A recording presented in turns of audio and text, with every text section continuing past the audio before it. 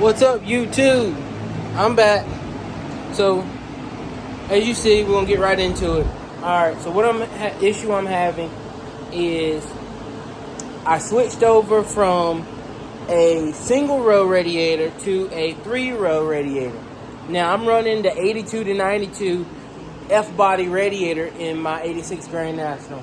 If you guys didn't know, so you know it's the F-body swap. But I think the guys use the 98 to 02, to be honest with you. The reason I used the 82 to 92 is because of my coolant system setup for my water cooler on my turbo. So I'm gonna get this turned around and I'm gonna explain to you what I got going on. Alright, so if you're not familiar with the channel, this is my 1986 Buick Grand National. A real WE2 car, but it has been swapped. It has been swapped to a 4.3 turbo, and it has a GT35 70R turbo on it. It has a W 432-inch lift camshaft in it. It has marine intake with a custom elbow and custom throttle body.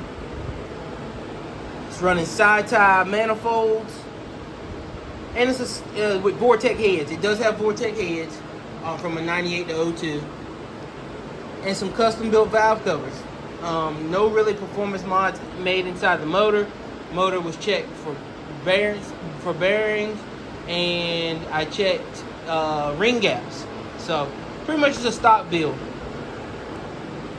But the issue I'm having is I switched over to this aluminum radiator that I bought off eBay, which is a 3-row.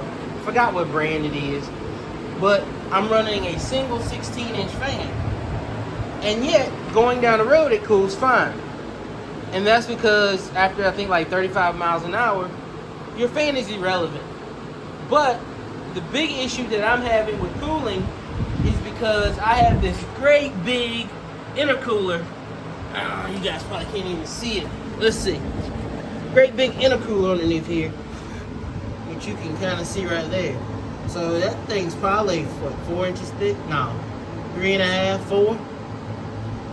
So I'm running a pretty big intercooler, and it's efficient, I ain't gonna lie.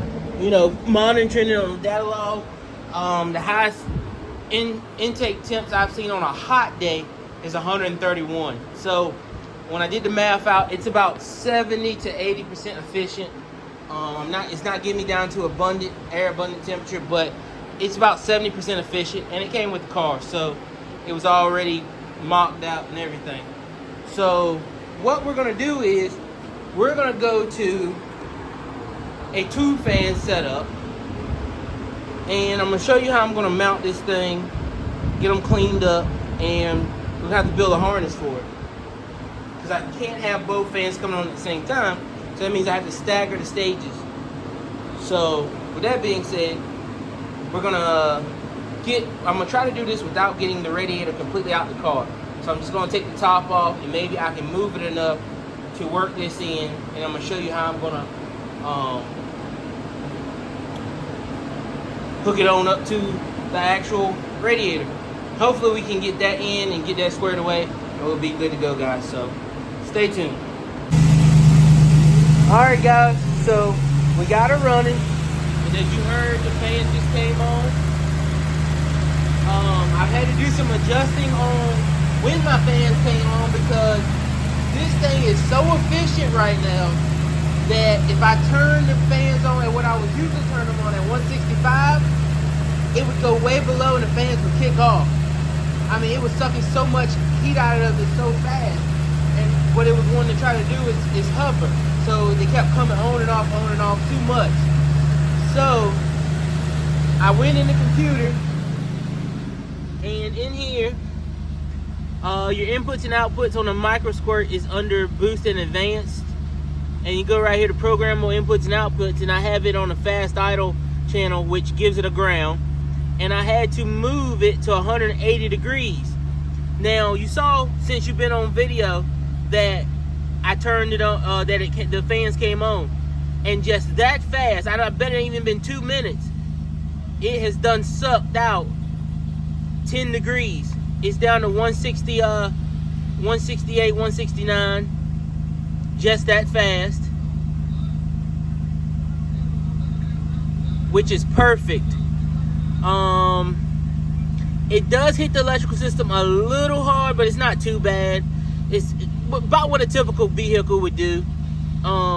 It probably would need a 2-step relay system, but I'm not going to run it right now. I'm going to make sure that it's sufficient first. But it seems to be working really well. I'm happy with it. And she's keeping it cool. So the way this thing is working, guys, it don't look like I'm gonna have any heating issues at all. So the fans are off right now. Temperature's going back up. What I want to try to do is keep the temperature at a constant rate, which I'm gonna have to figure out how to do that. So that's gonna be the trick, because see how fast it'll go back up, then the fan's gonna kick back on. So, and see my fans came back on right then.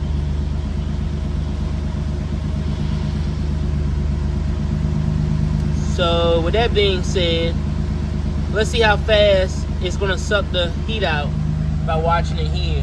They just came on, and it's already starting to drop.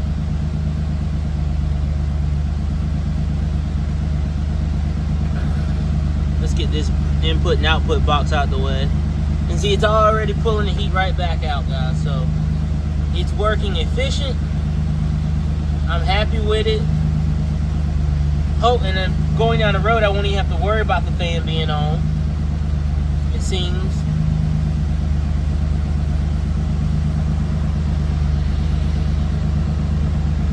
So I'm happy with it, guys. These are F-body fans on an actual F-body aftermarket radiator, and with the shroud, which makes all the difference in the world. Dual fan for the win, guys. It's your boy Jordy B. I'm out. Make sure you hit that like, share, and subscribe to the channel.